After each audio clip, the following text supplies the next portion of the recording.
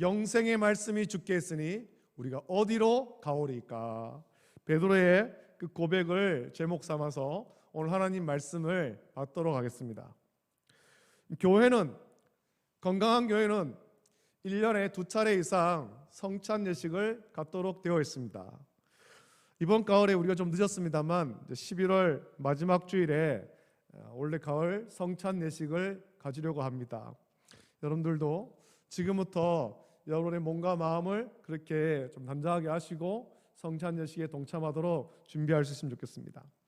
이 성찬 예식은 예수님께서 친히 제정하신 귀한 예식으로서 예수님을 구주로 믿고 구원받은 성도에게 이 성찬 예식은 굉장히 중요한 예식입니다. 성찬 예식은 이 사랑의 예식이죠. 형식적인 예식이 아니라 사랑의 예식입니다. 예수님께서 우리를 사랑하셔서 죄에서 구원하기 위해 자기 몸을 찢으시고 피를 흘리셨음을 기념하는 예식이기 때문입니다. 그래서 우리는 성찬의 떡과 잔을 먹고 마시기 전에 최소 일주일 동안 예수님의 사랑을 깊이 묵상하고 자기를 살핀 후에 성찬 예식에 참여하는 것입니다. 우리는 성찬 예식이 우리를 위해 십자가에 못 박혀 보혈을 흘려 죽으신 예수님의 그 몸과 피를 기념한다라는 것을 믿지만 이것을 이해하지 못하는 사람들도 있다라는 거예요. 우리나라에 복음이 들어온 초기에도 이 성찬 예식을 이해하지 못하는 사람이 많았습니다. 예수님께서 제자들에게 떡을 떼어 주시면서 이것은 내 몸이다 라고 말씀하시고 또 식후에 잔을 나눠주시면서 이것은 내 피라고 말씀하셨는데 이것을 문자 그대로 이해하고 또 생각해서 교회는 예수님 믿는 사람들에게는 식인 풍습이 있다 그렇게 오해를 한 겁니다. 오늘 말씀의 앞에도 보면 오병이어의 기적 이후에 가버나움에서 말씀하신 일이 있습니다. 오병이어를 체험한 그 사람들이 그 베세다 들녘 건너편에 있는 가버나움까지 예수님을 찾아 쫓아온 거예요. 많은 사람이 쫓아왔죠. 그곳에서 예수님은 예수님이 생명의 떡이다 라고 말씀하시면서 이 요한복음 6장 51절 말씀 보면 나는 하늘에서 내려온 살아있는 떡이니 사람이 이 떡을 먹으면 영생하리라. 내가 줄 떡은 곧 세상의 생명을 위한 내 살이니라 라고 말씀하셨습니다. 그래서 유대인들은 이 말씀을 이해하지 못한 거예요. 그럼 서로 다투면서 말하기를 이 사람이 어찌 능히 자기 살을 우리에게 주어서 먹게 하겠느냐 그렇게 다툰 겁니다. 말씀을 이해를 못한 거죠. 자기 살을 떼어서 우리에게 주려는가? 어떻게 우리가 그걸 먹을 수 있는가? 이해를 못한 거죠. 그들이 서로 다툴 때 예수님은 또 말씀하시기를 예수께서 이르시되 내가 진실로 진실로 너에게 이르노니 인자의 살을 먹지 아니하고 인자의 피를 마시지 아니하면 너희 속에 생명이 없느니라. 내 살을 먹고 내 피를 마시는 자는 영생을 가졌고 마지막 날에 내가 그를 다시 살리리니 내 살은 참된 양식이요 내 피는 참된 음료로다. 내 살을 먹고 내 피를 마시는 자는 내 안에 거하고 나도 그의 안에 거하나니 살아계신 아버지께서 나를 보내심에 내가 아버지로 말미암아 사는 것 같이 나를 먹는 그 사람도 나로 말미암아 살리라. 이것은 하늘에서 내려온 떡이니 조상들이 먹고도 죽은 그것과 같이 아니하여 이 떡을 먹는 자는 영원히 살리라. 예수님께서 말씀하셨습니다. 우리는 이미 예수님의 이 말씀을 다 이해하고 있지 않습니까? 성찬 예식임을 이해하고 우리를 위해서 십자가를 박혀 죽으신 예수님을 기념하는 것을 우리가 다 알고 있습니다. 그러나 여러분 우리가 시간을 거슬러서 2000년 전 그 가버나움의 유대인 무리 속에 우리도 거기에 있다고 한번 생각해 보십시오. 이 말씀을 어떻게 이해하겠습니까? 예수님께서 내 살을 먹고 내 피를 마셔야 된다 말씀하실 때 그걸 우리가 어떻게 이해를 하겠습니까? 예수님이 이렇게 말씀하시자 그동안 예수님을 따라다니며 또 베세다 들녘에서 오병이어의 기적을 체험한 제자 중에서 많은 사람이 이 말씀을 이해를 못하는 거예요. 도저히 이해를 못하고 예수님을 떠나갑니다. 예수님 말씀을 도무지 이해할 수 없었기 때문이죠. 예수님 참 이상한 사람이다. 자기 살을 먹고 자기 피를 마시려고 한다. 참 이상한 사람이다. 오해한 것입니다. 예수님이 식인 풍습을 우리에게 가르친다. 오해한 거죠. 예수님을 따르던 많은 사람들이 왜 예수님을 오해했습니까?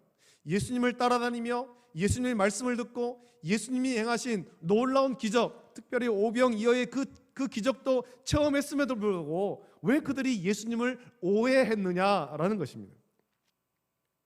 예수님은 그들이 예수님을 오해한 이유를 정확하게 알고 계시죠. 그 요한복음 6장 26절부터 27절에서 말씀하시기를 그들에 대해서 이렇게 말합니다. 내가 진실로 진실로 너희에게 이르노니 너희가 나를 찾는 까닭은 표적을 본 까닭이 아니요 떡을 먹고 배부른 까닭이로다. 썩을 양식을 위하여 일하지 말고 영생하도록 있는 양식을 위하여 하라. 이 양식은 인자가 너희에게 주리니 인자는 아버지 하나님께서 인치신 자니라 말씀하셨습니다. 예수님을 따라다니던 제자 중에 많은 사람이 예수님을 오해하고 말씀이 어렵다라고 하면서 떠난 이유는 그들이 영생의 말씀을 따른 것이 아니라 육신의 떡에 관심을 가졌기 때문이다라는 것입니다. 관점이, 예수님을 따라다니면서도 그들의 관점이 하나님 나라로 온전히 향하지 못하고 세상에 머물러 있어서 예수님을 오해하고 예수님의 말씀을 이해하지 못한 거예요. 예수님의 말씀을 한번 이 복음서를 통해서 살펴보십시오. 예수님께서 세상의 일에 대해서 말씀하지 않았습니다. 예수님은 하나님 나라에 대해서 말씀하시죠. 천국 복음을 전하신 거예요. 근데 예수님을 따라다니는 많은 사람들은 예수님의 말씀을 들으면서도 하나님 나라에 관심 가지기보다 이 땅의 것에 더 많은 관심을 가진 거예요. 떡을 먹고 배부르고, 야, 예수님께서 우리 육신의 문제를 해결해 줄 수 있는 분이구나. 예수님께서 이 로마의 압제로부터 우리를 해방시켜 주실 분이구나. 육신의 일에 관심을 가진 거예요. 그러니까 예수님께서 영적인 의미를 가진 이 말씀을 전하실 때 이 말씀을 이해를 못하는 거죠. 이게 도대체 무슨 말씀인가? 예수님께서 식인 풍습을 가르치는가? 예수님 말씀이 어렵다. 예수님 말씀 이해할 수 없다. 못 따라다니겠다. 다른 데 가자. 떠나간 거죠. 여러분, 성도의 관점은 오직 하나님 나라를 향해야 되는데, 최소 우리가 오늘 거룩한 주일 교회에 나와서 예배를 드릴 때 저와 여러분의 관점은 오직 하나님 나라를 향해 있어야 되는데, 복음으로 향해 있어야 되는데, 하나님 말씀을 들으면서도 예배를 드리는 이 순간에도 하나님 나라를 바라보지 못하고 세상을 향해 있는 사람들이 우리 가운데 있을 수 있다라는 것입니다. 그러면 하나님 말씀을 들어도 이 영적인 의미를 깨닫지 못하고 오해하게 되는 거예요. 자기 마음대로 해석하다가 오해하는 거죠. 우리는 성경 말씀을 읽고 듣고 묵상하면서 이 말씀을 주신 하나님만 바라봐야 되는 것입니다. 하나님께서 이 말씀을 왜 주셨는가? 어떤 의미로 이 말씀을 주셨는가? 그 영적인 의미를 깊이 묵상해야 되는 것입니다. 그러기 위해서 우리는 예수님만 바라봐야 되죠. 이 말씀이 어떤 뜻인지 깊이 묵상해야 됩니다. 그래야 성경을 오해하지 않고 성령께서 밝히 깨닫게 하셔서 온전한 믿음 위에 설 수 있는 것입니다. 여러분, 사도행전 17장 11절 12절 말씀 보면 그 베레아에 있는 사람들에 대해서 말하는데, 베레아에 있는 사람들은 데살로니가에 있는 사람들보다 더 너그러워서 간절한 마음으로 말씀받고 이것이 그러한가 하여 날마다 성경을 상고함으로 그 중에 믿는 사람이 많고 또 헬라의 귀부인과 남자가 적지 아니하나 말씀하고 있습니다. 그렇게 베레아 성도들을 소개하죠. 오병이어의 기적을 체험한 사람들은 예수님을 통해서 놀라운 표적을 보았습니다. 보리떡 5개, 물고기 2마리. 어린아이의 도시락에 불과한 그것 가지고 남자만 5,000명이나 되는 그 많은 사람들이 먹고도 남은 광주리를 거두니까 남은 것을 거두니 12광주리에 가득 차도록 풍족해지는 은혜를 체험하지 않았습니까? 이걸 먹고 그냥 육신의 배부름만 생각하는 것이 아니라 영적인 의미를 묵상해야 되는 거죠. 아, 예수님께서 우리에게 영적인 양식을 주시는구나. 예수님이 참된 양식이구나. 그 의미를 깨달아야 되죠. 그러나 예수님을 따라다녔던 가버나움까지 쫓아온 그 많은 사람들은 이 영적인 의미를 깨닫지를 못했습니다. 묵상하지 못한 거예요. 그저 해질녘, 그 해가 진 들녘에서 허기진 배를 채웠다라는 생각뿐이고 예수님께서 생명의 떡이 되심을 묵상하지 못하고 육신의 문제를 해결할 분으로 여긴 것입니다. 예수님께서 지금의 정치, 경제, 사회의 문제를 해결할 분으로 생각한 것입니다. 그래서 예수님을 쫓아 가버나움까지 왔는데 자기들이 기대하는 그런 말씀을 예수님은 한 말씀도 하지 않으시고 그저 예수님이 생명의 떡이라고 말씀하신 거예요. 그래서 예수님을 따라던 그 많은 사람들이 야, 이 말씀은 어렵다, 이해할 수 없다라고 하면서 예수님을 오해한 거죠. 예수님 좀 이상하신 분이다. 예수님은 우리의 정치, 경제, 사회의 문제를 해결해 줄 분이 아니구나. 예수님을 오해하고 예수님을 떠나갔습니다. 오늘도 예수님을 오해하는 사람이 많습니다. 예수님의 말씀을 자기 기대를 충족하기 위해서 잘못 사용하는 사람들이 많고 교회가 자기의 어떤 정치, 경제, 사회적 기대를 충족하지 못하면 오해하고 떠나는 사람들이 지금도 많이 있다라는 거예요. 지금도. 예수님은 예수님의 말씀을 이해하지 못하고 오해하며 떠나는 자들을 그들을 향해서 제자들에게 이들은 믿지 아니하는 자들, 믿음이 없는 자들이라고 말씀했습니다. 예수님을 따라다녔지만 결국에 이들은 믿음이 없는 자들이에요. 믿음이 없는 자들. 그렇다면 믿음이 없는 자들은 예수님 말씀을 오해하고 떠났는데 믿음이 있는 사람은 어떤 사람입니까? 많은 사람이 예수님을 떠나가자 예수님께서 직접 택하여 부르신 12 제자에게 물으십니다. 너희도 가려느냐? 너희도 가려느냐? 저 많은 사람들, 지금까지 나를 따라다니던 저 많은 사람들이 다 내 말을 오해하고 떠나가는데 너희도 가려느냐? 제자들에게 물으시죠. 예수님의 이 말씀은 너희 중에도 떠나려는 자는 지금 떠나라, 기회를 줄 테니 지금 떠나라, 그 말씀이 아니에요.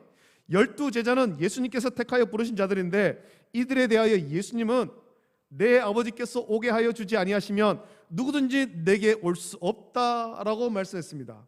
이걸 우리 좀 쉽게 이해하면 하나님께서 믿음을 선물로 주신 자들이죠. 택하여서 믿음을 선물로 주신 자. 이 믿음을 선물로 받은 자들은 예수님의 말씀을 오해할 수가 없는 거예요. 예수님을 떠나서는 안 되는 거죠. 하나님께서 택하신 자, 택하여 믿음을 선물로 주신 자들입니다. 이들은 자기의 기대대로 예수님을 따르는 자들이 아니에요. 예수님을 자신이 기대하는 어떤 모습으로 만들려고 하는 자들이 아닙니다. 예수님 그 모습 그대로를 따라가는 거죠. 예수님 말씀 그대로를 받는 거예요. 너희도 가려느냐? 라고 예수님께서 물으실 때 베드로가 대답하죠. 주여, 영생의 말씀이 주께 있사오니 우리가 누구에게로 가오리이까? 우리가 주는 하나님의 거룩하신 자이신 줄 믿고 알았사옵나이다. 대답합니다.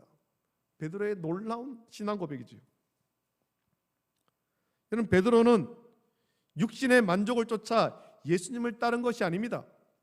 베드로는 대답하기를 영생의 말씀이 주께 있다 대답했습니다. 영생의 말씀이 주께만 있습니다. 영생의 말씀을 쫓아서 예수님의 부르심을 받고 따른 거죠. 예수님 당시에 유대에는 많은 랍비가 있었고 그들을 따르는 사람들이 많이 있었습니다. 바리새인과 또 사두개인들도 어떤 그 유대교회에서 어떤 종교적인 본을 보이는 자들이었고 또 SNF라고 해서 광야로 나가서 그런 어떤 절제하는 삶을 살면서 사람들에게 어떤 말씀을 가르치는 그런 사람들도 많이 있었습니다. 또 랍비가 굉장히 많이 있었죠. 그들은 모두 약간씩 그들을 따르는 사람들에게 모두 약간씩 어떤 유익을 줄 뿐이지 자기 자체를 바꾸지는 못하는 거예요. 사람을 바꾸지는 못하는 거죠. 일시적으로는 무엇이 되는 것 같고 희망이 생기는 것 같아요. 저 랍비를 따라가니까 저 랍비의 말은 참 좋은 말씀이다, 유익한 말씀이다, 교훈이 참 좋다. 그래서 따라갈 때 약간의 유익은 있지만 그 랍비를 통해서 인생이 변화되지 않는다는 거예요. 우리가 변화되지 않는다는 거죠. 결국 자기 모습 그대로 막 남게 되는 것입니다. 그런데 예수님은 다르죠. 예수님을 따라가게 되면 우리가 바뀌게 되는 것입니다. 우리가 변화되는 것입니다. 예수님 말씀 들을 때 우리가 바뀌는 거예요. 우리의 심령이 변화되는 거죠. 우리의 생각이 변화되는 것입니다. 우리의 모든 것이 다 변화되죠. 예수님을 따를 때. 베드로가 예수님 부름받고 예수님을 따라갈 때 베드로는 완전하게 새로운 사람이 되었습니다. 베드로는 성인 베드로, 그냥 우리가 일반적으로 하는 어떤 성인 베드로가 아니라 어린아이 베드로가 된 거예요. 그 심령이 어린아이처럼 된 거죠.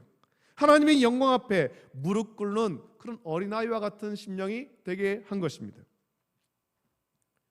예수님께서 베드로를 부르실 때의 장면을 한번 떠올려 보십시오. 배가 넘치도록 물고기를 잡게 하셨을 때 그는 어떻게 했습니까? 그는 주님 앞에 무릎 꿇고 자기가 죄인임을 고백했습니다. 야, 신기하네. 예수님 따라다니니까 이 물고기를 이렇게 많이 잡았네. 저분에게 물고기 잡는 법을 좀 배워야 되겠다. 그게 아니었잖아요. 그 놀라운 기적을 체험한 이후에 베드로는 예수님 앞에 나가서 무릎을 꿇고 주여, 나는 죄인이로소이다. 나는 죄인이로소이다. 고백했습니다. 예수님 만났을 때, 예수님 부름 받았을 때 그는 하나님 영광 앞에 무릎 꿇을 수 있는 사람이었습니다. 그가 예수님이 잡히시던 밤에 아직은 연약해서 주님을 3번이나 부인하고 그는 어떻게 했습니까? 예수님 말씀이 기억났죠? 밖에 나가서 예수님 말씀이 기억나서 떠올라서 내가 3번 나를 부인하리라, 닭 굴기 전에 3번 나를 부인하리라, 그 말씀이 떠올라서 심히 통곡한 거예요. 내가 이렇게 연약한 사람이었구나. 내가 주님의 말씀대로 주님을 지키지 못했구나. 자신의 연약함, 자신의 죄인됨을 고백하면서 통곡했습니다. 그는 어린아이가 된 거죠. 자기 죄에 대해서 그는 솔직한 사람이 된 거예요. 왜냐하면 예수님의 말씀이 베드로를 변화시킨 거예요. 베드로의 본질을 변화시킨 거예요. 본질을. 예수님을 떠난 많은 사람은 예수님 말씀 듣고 자기를 변화시키려고 하지 않았습니다. 자기는 변하지 않으면서 예수님이 세상을 변화시켜 주기를 기대한 것입니다. 그것도 정치와 경제와 사회를 변화시켜 주기를, 예수님께서 그렇게 변화시켜 주시기를 기대한 거예요. 예수님께서 예루살렘에 입성하실 때 많은 사람이 종려나무 가지를 흔들고 자기 겉옷을 길에 펴서 예수님을 환영한 것, 예수님을 향한 그런 기대가 있었기 때문이죠. 예수님 말씀 듣고 자기가 변화되려고 하지 않고 예수님께서 변화시켜 주시기를 기대한 거예요. 여러분, 복음은 그런 것이 아니잖아요. 복음이 세상을 변화시키지만 변화의 시작은 복음을 들은 내가 변하는 것입니다. 내가 변하는 것. 오늘 예배를 드리는, 또 말씀을 받는 저와 여러분이 이 말씀을 통해서 우리가 변화되는 거예요. 우리가 육적인 사람이 영적인 사람으로 변하는 것, 그것이 복음으로 세상을 변화시키는 시작인 것입니다. 예수님을 떠난 사람은 이런 변화를 받아들이지 않았습니다. 자기는 가만히 있고 예수님이 세상을 변화시켜 주시기를 기대했고, 그래서 예수님의 말씀을 오해하고 떠난 것입니다. 예수님이 자기 기대를 충족시켜 주지 못한다라고 여긴 거죠. 아니, 우리는 좀 가만히 있고 예수님께서 육신의 떡을 좀 어젯밤처럼 그 벳세다 들녘처럼 육신의 떡을 좀 풍족하게 해주시면 좋겠는데, 예수님께서 그렇게 하시면 좋겠는데 나는 좀 가만히 있고, 그러면 내 삶이 좀 편해질 텐데, 그런 건 아닙니까? 마치 감나무 밑에 누워가지고 감이 자기 잎에 떨어지기만을 기다리는 그런 어리석은 사람과 똑같은 거예요.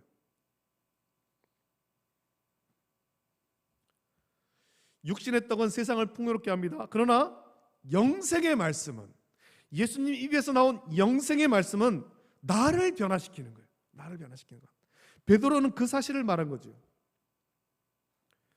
여러분, 베드로와 제자들이 예수님과 함께 있는 그 3년 동안, 예수님의 공생의 3년 동안 그들이 풍족한 삶을 살았습니까? 전혀 그렇지 않습니다. 예수님께서는 그 공생의 기간 동안 자신의 삶에 대해서 이렇게 말하죠. 여우도 굴에 있고 공중의 새도 거처가 있을 때 인자는 머리 둘 곳이 없도다 말씀하셨어요. 예수님은 그 3년 동안 수없이 노숙을 하셨을 거예요. 예수님을 자기 집으로 영접한 사람도 있겠지만 말씀을 전하시면 다니면서 예수님은 수없이 산에 올라가서 기도하시고 노숙하시고, 예수님이 그렇게 하실 때 제자들도 그렇게 한 거죠. 낮 동안만 예수님 따라다니고 저녁에는 자기 집에 돌아가서 편히 자다가 아침 되면 다시 오겠습니다. 그게 아니란 말입니다. 예수님과 함께 따라다니면서 예수님 산에 올라가서 기도하시면 제자들도 같이 가야 되는 거예요. 같이 기도는 못하더라도 노숙하는 거죠. 베드로의 삶을 보세요. 예수님 따라다닐 때보다 오히려 갈릴리 바다에서 물고기를 잡을 때 베드로는 세상에서 더 풍족한 삶을 살았을 것입니다. 베드로가 세상의 풍족한 삶을 기대하고 그것을 쫓아갔다면 예수님을 떠난 많은 사람처럼 너희도 가려느냐 말씀하실 때, 물으실 때 베드로는 미련 없이 예수님 떠나갔을 것입니다. 그러나 이 베드로는 예수님 부르심 받고 새로운 것을 발견했죠. 육신의 양식이 아니라, 육신의 떡이 아니라 예수님을 통해서 새롭게 발견한 것은 영생하는 양식, 영생의 말씀이에요. 나를 변화시키는, 나의 본질을 변화시키는 예수님 입에서 나오는 영생의 말씀인 거예요. 비록 육적으로 풍족하지 않을지라도 풍족한 은혜의 삶을 살게 하는 것, 나를 변화시키는 것은 영생의 말씀이 오직 예수님께 있음을 발견한 것입니다. 그래서 베드로는 이렇게 고백하는 것입니다. 주여, 영생의 말씀이 주께 있사오니 우리가 누구에게로 가오리까? 나를 변화시키는, 나의 본질을 변화시키는 그 영생의 말씀이 주께 있는데 내가 어디로 가오리까? 라는 거죠. 이 말씀 묵상하시면서 여러분 스스로 자기에게 한번 질문해 보십시오. 여러분 오늘 교회 왜 나오셨습니까? 이 자리에 왜 나오셨습니까? 무엇을 위해서 여러분은 예배당에 나오셨습니까? 저와 여러분이 주일이 되어서 예배 시간 이 예배당에 나온 것 영생의 말씀 때문인 줄 믿습니다. 주님의 입에서 나오는 영생의 말씀, 오직 나를 하나님 앞에서 새롭게 변화시키는 그 말씀을 듣기 위해서 우리는 주일마다 또 예배 시간마다 예배당에 나오는 거예요. 교회는 하나님의 말씀, 영생의 말씀으로 우리를 변화시키는 곳이죠. 하나님의 말씀, 영생의 말씀을 듣고 내 죄를 깨닫고 회개하며 하나님의 용서를 체험하는 곳이 교회예요. 아버지를 떠났던 탕자, 완전히 버림받은 죄인들이 영생의 말씀 듣고 하나님의 영광의 아들로 변화되는 곳, 그 은혜를 누리는 곳, 그것이 교회잖아요. 우리를 살리고 변화시키는 복음이 선포되는 것이 교회입니다. 이런 영생의 말씀, 생명의 복음이 선포되지 않아서 우리가 변화되지 않는다면 그 교회는 이미 기능을 잃어버린 죽은 교회일 뿐이죠. 이 기능을 살려야 되는 것입니다. 예수님을 따르던 제자 중에 많은 사람들이 예수님을 오해하고 떠났습니다. 벳세다 들녘에서 오병이어의 기적을 체험한 5,000명이 넘는 많은 사람이 이제는 예수님을 오해하고 떠났습니다. 여러분은 왜 교회를 떠나지 않습니까? 여러분은 지난 2년 동안 이 코로나 어려운 시기를 보내면서도 왜 교회를 떠나지 않고 계속해서 이 자리에 나왔느냐는 것입니다. 무엇 때문에 여러분은 오늘도 이 자리에 나왔습니까? 무엇을 바라고 우리가 이 자리에 나옵니까? 우리가 이 자리에 나오는 이유는 다른 건 없습니다. 우리가 교회에 나오는 이유는, 어려운 중에도 이 자리에 나오는 이유는, 예배당에 나오는 이유는 영생의 말씀, 주님의 입에서 나오는 영생의 말씀 때문에 이 자리에 나오는 것입니다. 할렐루야, 할렐루야. 그 이유 말고는 없는 거죠. 오늘도 교회마다 영생의 말씀, 생명의 복음이 선포되기 때문이죠. 이런 이유가 아니라면 우린 이 자리에 나올 필요가 없는 거예요. 영생의 말씀, 생명의 복음이 저와 여러분을 변화시키는 것입니다. 우리의 본질을 변화시키고, 우리의 삶을 변화시키고, 우리의 가정을 변화시키고, 교회를 변화시키고, 세상을 변화시키는 거죠. 영생의 말씀, 생명의 복음이 우리가 세상에서는 환난을 당하지만 오히려 담대하게 하는 것입니다. 영생의 말씀, 생명의 복음이 세상을 두려워하지 않고 끝까지 순결한 믿음을 지키도록 나를 변화시키는 거예요. 우리는 이 생명의 말씀을 붙잡아야 되는 거죠. 영생의 말씀을 붙잡아야 됩니다. 이 영생의 말씀은 다른 곳에 있지 않습니다. 오직 우리 주님께만 있는 거예요. 우리가 주님을 떠나면 어떤 변화도 받을 수가 없습니다. 우리가 주님을 떠나면 거친 세상에 휩쓸려 갈 뿐이에요. 예수님께서 남아있는 12 제자에게 묻습니다. 너희도 가려느냐? 그 질문에 베드로는 대답하죠. 확신에 찬 대답을 하지 않습니까? 영생의 말씀이 주께 있사오니 우리가 누구에게로 가오리까? 누구에게로 가오리까? 이 대답은 예수님을 떠나서 우리가 갈 곳이 없다라는 확신에 찬 대답이죠. 세상이 어떤 것을 주더라도 예수님과 바꿀 수 없고 예수님을 떠나 살 수 없다라는 확신에 찬 대답인 것입니다. 오늘 우리도 예수님을 떠나서는 아무것도 할 수 없습니다. 요한복음 15장 4절부터 10절에서 예수님 말씀하시죠. 내 안에 거하라 나도 너희 안에 거하리라. 가지가 포도나무에 붙어있지 아니하면 스스로 열매를 맺을 수 없음 같이 너희도 내 안에 있지 아니하면 그러하리라. 나는 포도나무요 너희는 가지라. 그가 내 안에 내가 그 안에 거하면 사람이 열매를 많이 맺나니 나를 떠나서는 너희가 아무것도 할 수 없음이라. 사람이 내 안에 거하지 아니하면 가지처럼 밖에 버려져 마르나니 사람들이 그것을 모아다가 불에 던져 사르느니라. 너희가 내 안에 거하고 내 말이 너희 안에 거하면 무엇이든지 원하는 대로 구하라. 그리하면 이루리라. 너희가 열매를 많이 맺으면 내 아버지께서 영광을 받으실 것이요 너희가 내 제자가 되리라. 아버지께서 나를 사랑하신 것 같이 나도 너희를 사랑하였으니 나의 사랑 안에 거하라. 내가 아버지의 계명을 지켜 그의 사랑 안에 거하는 것 같이 너희도 내 계명을 지키면 내 사랑 안에 거하리라. 예수님께서 말씀하셨습니다. 여러분, 우리를 살리는 말씀, 영생의 말씀이 주님께 있습니다. 예수님을 떠나면 우리는 아무것도 아니고 가지처럼 밖에 버려져 마르고 우리는 불에 던져질 뿐입니다. 예수님 말씀을 오해하고 자기 기대의 충족을 위해서 예수님을 따랐던 많은 사람이 자기 기대가 충족되지 않으므로 예수님을 떠나갔습니다. 우리는 그들처럼 예수님을 오해하지 말아야 됩니다. 우리는 날마다 영생의 말씀, 이 생명의 복음을 들으며 내가 변하기를 간구해야 될 것입니다. 나의 본질이 변하고 내 삶이 변화되기를 간구해야 되죠. 나를 변화시켜 하나님의 사람으로 온전하게 하는 것은 오직 우리 주님의 입에서 나오는 영생의 말씀뿐이에요. 우리는 나를 변화시키는 영생의 말씀을 듣고자 오늘도 이 자리에 나온 것입니다. 영생의 말씀은 오직 주님께만 있습니다. 이 복음을 날마다 듣고 묵상하고 지켜서 성령의 인도하심으로 하나님의 사람으로 온전히 변화되기를 결단하고 순종하는 저와 여러분 되시기를 예수님의 이름으로 축복합니다. 아멘. 이 말씀을 기억하시면서 우리 찬양을 같이 부르고 기도할 텐데, 주가 보이신 생명의 길, 우리가 이 찬양을 같이 부르고 같이 기도하길 원합니다. 영생의 말씀은 오직 주님께만 있습니다. 생명의 길 주님께서만 보이셨습니다. 우리는 주님의 말씀 듣고 주님이 보이신 그 길로 순종하며 나갈 때 하나님의 사람으로 온전하게 세워질 것입니다. 이 찬양을 같이 부르고 말씀 묵상하시면서 우리가 하나님의 사람으로 온전히 세워지기를 간구하며 기도하겠습니다.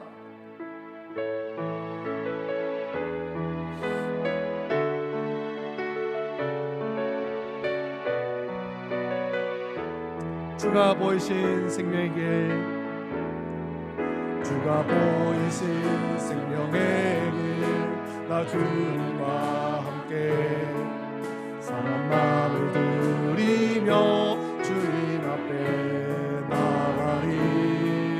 나의 의로움이 되신 주, 그 이름 예수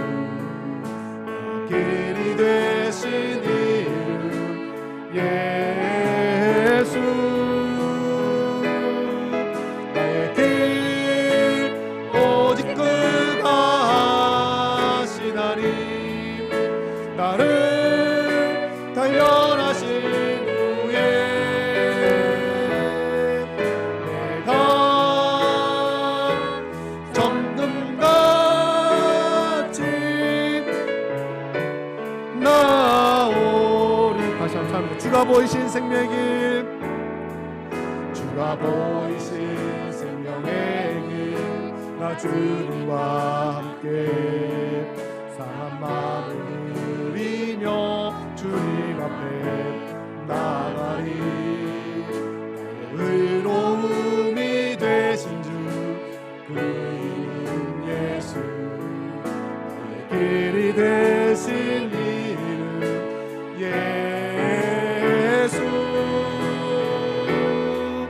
나의 길 오직 그가 하시나니 나를 단련하신 후에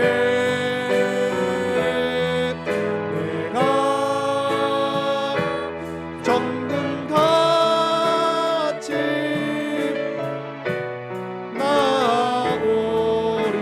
나오리라. 이제 우리 함께 기도하겠습니다. 말씀을 묵상하시면서 같이 기도하겠습니다. 우리가 영생의 말씀, 생명의 말씀, 그 말씀만 따라가길 원합니다. 그 말씀대로 살길 원합니다. 주의 말씀을 들으며 나는 변화되지 않고 세상만 변화되기를 간구하는 것이 아니라 주의 말씀을 들을 때 내 본질이 변화되고 내 인생이 변화되고 우리 가정이 변화되고 우리 교회가 변화되고 세상이 변화되기를 간구하며 기도하길 원합니다. 세상의 변화의 시작은 나로부터 시작되는 것입니다. 하나님 말씀을 듣고 내가 변화되기를 간구하기를 원하고 우리가 하나님의 기뻐하시는 온전한 백성으로 설 수 있도록 은혜를 주시옵소서. 오직 영생의 말씀만 따라가길 원합니다. 이 여기서 벗어나지 않게 하여 주시옵소서. 우리 간절하게 합심해서 함께 기도하겠습니다. 거룩하신 아버지 하나님 감사합니다. 아버지 하나님의 거룩한 주일, 영광스럽고 복된 주일 우리에게 허락하여 주시고 또 우리를 주의 전으로 인도하셔서 오늘도 영생의 말씀, 생명의 말씀 들을 수 있도록 은혜를 베풀어 주심을 감사함을 드립니다. 아버지 하나님, 베세다 진역에서 많은 사람이 오병이어의 기적을 체험하고 예수님을 따랐지만 아버지 하나님, 그들은 그 기적을 체험하고 아버지 하나님, 참된 예수님이 참된 생명의 떡임을 깨닫지를 못했습니다. 영적인 의미를 깨닫지 못했습니다. 그들은 자신은 변화되지 않으려 하고 예수님께서 세상을 변화시켜 주시기만을 간구했습니다. 예수님이 영생의 말씀이고 그 영생의 말씀을 들을 때 우리 인생이 변화되고 나의 본질이 변화되고 우리 가정이 변화되고 교회가 변화되고 세상이 변화되어야 되는데 나는 변화되지 않고 예수님께서 변화시켜 주시기만을 간구할 때 그들은 예수님의 말씀을 오해하고 예수님을 따라갔습니다. 우리도 그런 모습으로 있지 않습니까? 주의 말씀을 들을 때, 영생의 말씀을 들을 때 그 말씀을 들으며 나의 본질이 변화될 수 있도록 내버려 주옵소서. 나의 인생이 변화되게 해 주시옵소서. 가정이 변화되고 아버지의 교회가 변화되고 세상이 변화될 수 있도록 은혜를 부어 주시기를 간절히 소원합나이다. 영생의 말씀, 생명의 말씀, 그 말씀은 오직 우리 주님께만 있습니다. 예수님께만 있습니다. 우리가 예수님 말씀을 오해하지 않고 아버지 하나님 예수님만 따르게 해 주시옵소서. 예수님을 따르지 않게 해 주시옵소서. 지난 2년간 많은 사람들이 믿음을 잃고 세상으로 떠나갔습니다. 아버지 하나님 영생의 말씀을 깨닫지를 못해서 아버지 하나님 떠나갔습니다. 자신이 변화되지 않고 아버지 하나님 예수님 변화시켜 주시기를 구하다가 세상으로 떠나갔습니다. 우리는 그렇게 되지 않게 해 주시기를 원하고 오직 영생의 말씀, 주의 말씀 가운데 온전히 붙어서 하나님의 사랑으로 온전히 변화되고 아버지 하나님 주님을 기쁘시게 하는 성도가 되도록 은혜를 내려 주시옵소서. 감사를 드리겠습니다. 거룩하신 아버지 하나님, 주님의 사랑과 은혜를 감사합니다. 주님께서 우리를 사랑하셔서 오늘도 예배 자리로 우리를 불러주시고 이 자리에서 또 영생의 말씀, 생명의 말씀, 그 예수님 말씀 들을 수 있는 귀한 은혜 주심을 감사합니다. 하나님 말씀을 들을 때 그 말씀을 들으며 나의 본질이 변화되게 하여 주시옵소서. 우리의 인생이 변화되게 하여 주시옵소서. 우리의 가정이 변화되게 하여 주시옵소서. 교회가 변화되게 하시고 우리의 직장이 변화되게 하시고 세상이 변화될 수 있도록 은혜를 부어 주시기를 원합니다. 하나님 말씀을 들으며 또 주의 말씀을 들으며 영생의 말씀을 들으며 나는 변화되지 않고 그저 세상이 변화되기만을 구하다가 예수님 말씀을 오해하고 떠나간 그들처럼 되지 않도록 주여 우리를 붙잡아 주시기를 원합니다. 지난 2년 동안 코로나 시대를 지나면서 많은 사람들이 영생의 말씀 가운데 온전히 붙지 못하고 떠나간 자들이 있습니다. 주님, 우리는 그들처럼 되지 않게 하여 주시고 우리는 영생의 말씀이 오직 주께만 있음을 굳건하게 믿고 베드로처럼 고백하며 우리 주님을 떠나지 않게 하시고 이 가운데 굳건하게 붙어서 우리 본질이 변화되어 하나님이 기뻐하시는 온전한 그리스도인으로 세워지고 하나님 나라를 위해서 주의 영광을 위해서 섬기는 모든 성도를 되도록 복 내려 주시옵소서. 감사를 드립니다.